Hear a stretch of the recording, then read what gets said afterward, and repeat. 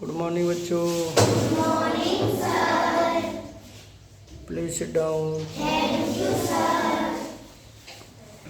देखिए, कोई कुछ भी कहे, बस अपने आप को शांत रखना, क्योंकि धूप चाहे कितनी भी तेज क्यों ना हो, समुद्र कभी सूखा नहीं करते।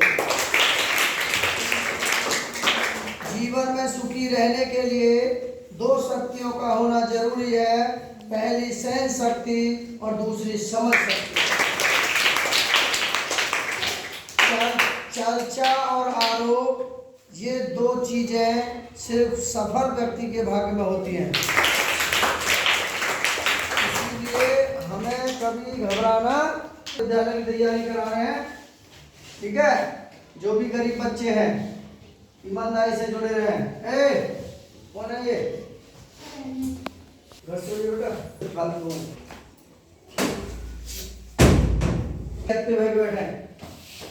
देखिए, अगर आप मन लगा के पढ़ोगे तो कोशिश करोगे तो कोई भी दुनिया की ताकत नहीं है जो तुम्हें सफल होने से रोक ले।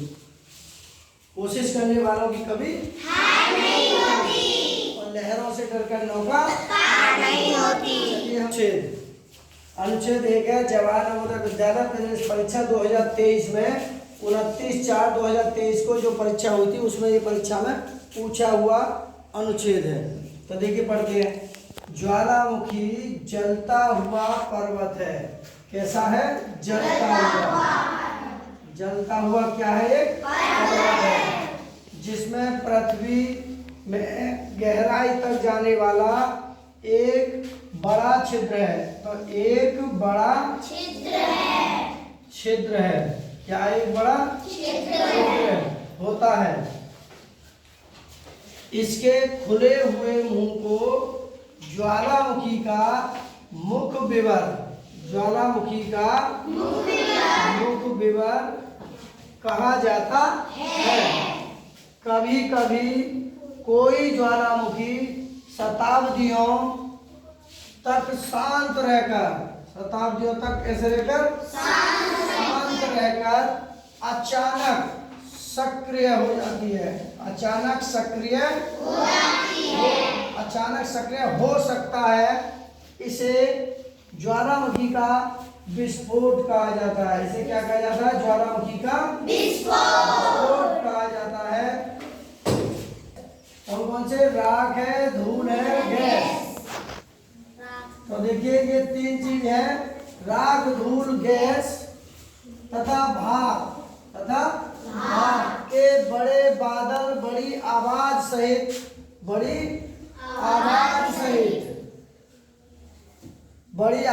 सहित ज्वालामुखी के मुख विवर से उठते हैं। कुछ समय के बाद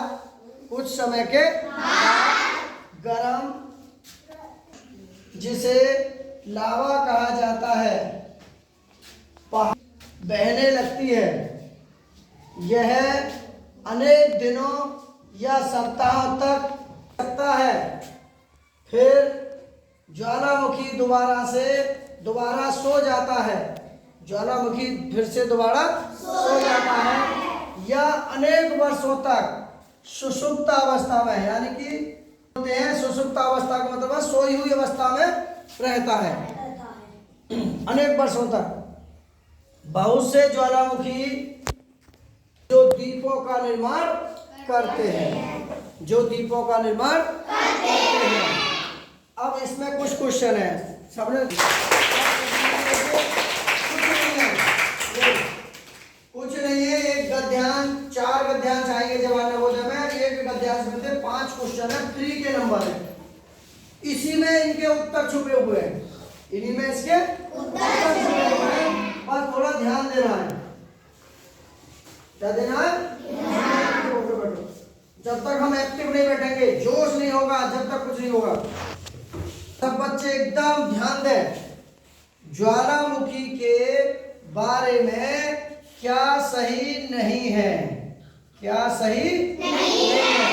नहीं पूछ रहा है, क्या बात सही नहीं है? यह बड़ी जंगली आग सा होता है। यह राख, धूल लावा फेंकता है, बिल्कुल के तो बात सही है। यह अधिकांश समुद्र के निकट पाए जाते हैं, ये भी बात सही है। भैया आया था ज्वालामुखी समुद्र के निकट पाए जाते हैं ये रहे।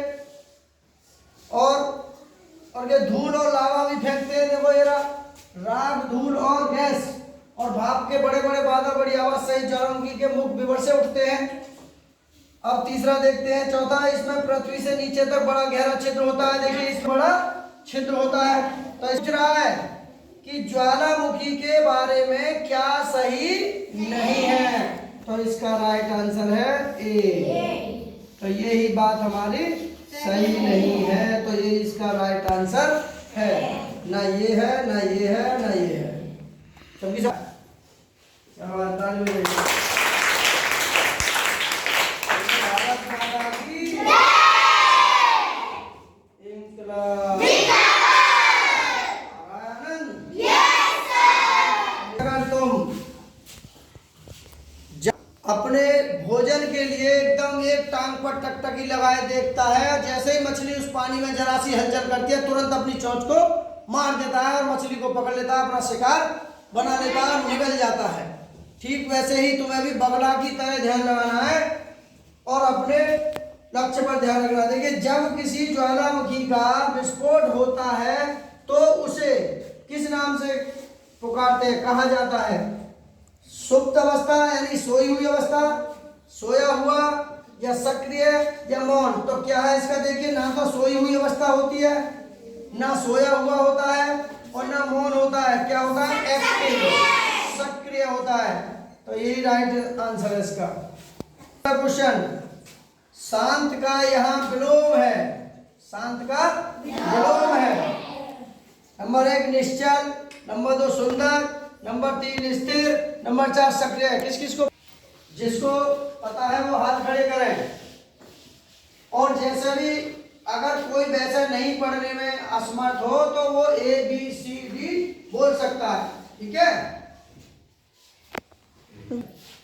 कौन सा बताइए?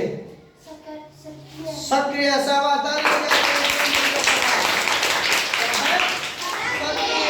यानी कि क्वेश्चन है जब किसी, अरे शांत का यह विलोम है। शांत का मतलब है जब कोई शांत है, डोरमेंट है, एकदम शांत है, शुद्धता में शांत है, तो उसका शांत का विलोम होगा सक्रिय, एक्टिव। बिल्कुल, ये सबका जवाब बिल्कुल सही है। ये भी गलत है और ये भी गलत है। इसका राइट आंसर बी है, सक्रिय।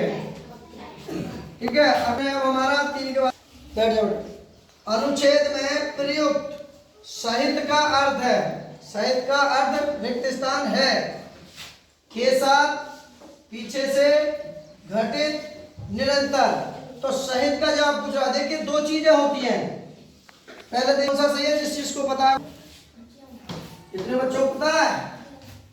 हाँ तू बता चल, क्या है? ए नाम क्या लिख रहा है पे?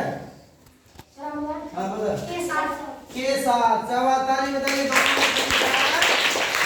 के साथ, इसने भी बताया, इसने भी। हाँ फिर से डाउन बढ़ जाइए। के साथ एकदम राइट आंसर है, के साथ। ना ये है, ना ये है, ना ये है। अब मैं यहाँ बता रहा हूँ। देखिए 2 शब्द होते हैं, एक तो होता है सहित, एक होता है रहित। सहित का मतलब है के साथ, के साथ या युक्त, या युक्त। और रहित का मतलब है के साथ नहीं, के साथ नहीं, या मुक्त, या मुक्त। ठीक है, तो ये 2 शब्द होते हैं। इन चीजों को भी ध्यान रखें, कभी कभी पेपर में ऐसे भी पूछ सकता है। ठीक है, पहाड़ से नीचे बहने वाली लावा रिक्त स्थान अवस्था में होती है। ठीक है, नंबर 1 ठोस अवस्था में, ठोस नंबर 1, नंबर बी पे द्रव, नंबर सी पे वाष्प, नंबर डी पे गैसीय। जिस चीज को अभी हम पूछेंगे अपने हिसाब से, लड़कियों में से पूछेंगे। बेटा बता। द्रव, बिल्कुल सही।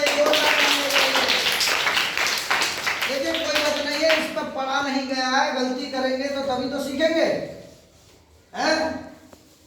इसकी थोड़ी हिंदी कमजोर है, कोई बात नहीं, सीख जाएगी। इसका है द्रव, राइट आंसर, जोरदार ताली बजाइए। इसका ठोस नहीं, द्रव बिल्कुल राइट आंसर है हमारा, बिल्कुल सही है, ना बाष्प है ना गैसीय है। अब क्या होता है? पानी। ये पानी जो होता है हमारा, ये तीनों अवस्था में होता है। तो देखिए पानी जो है तीनों अवस्थाओं से, एक तो ठोस,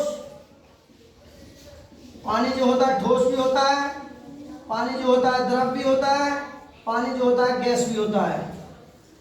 अब कैसे होता है देखिए, अगर ठोस कैसे होता है, पानी फ्रिज में जमा दें जिससे बर्फ बन जाती है। क्या बन जाती है? बर्फ। तो बर्फ का टुकड़ा कैसा होता है? ठोस।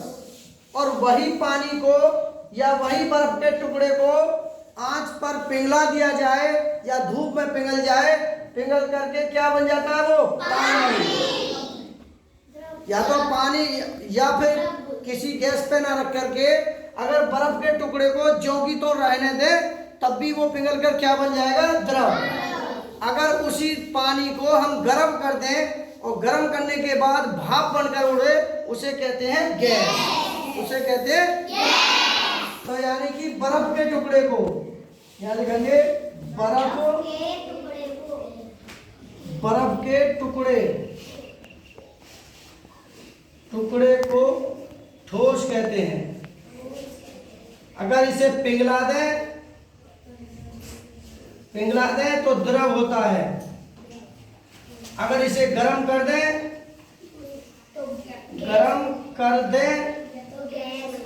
तो गैस होता है, तो गैस। तो देखिए तीनों चीजें बन जाता है। इसकी समझ में आया? शाबाश।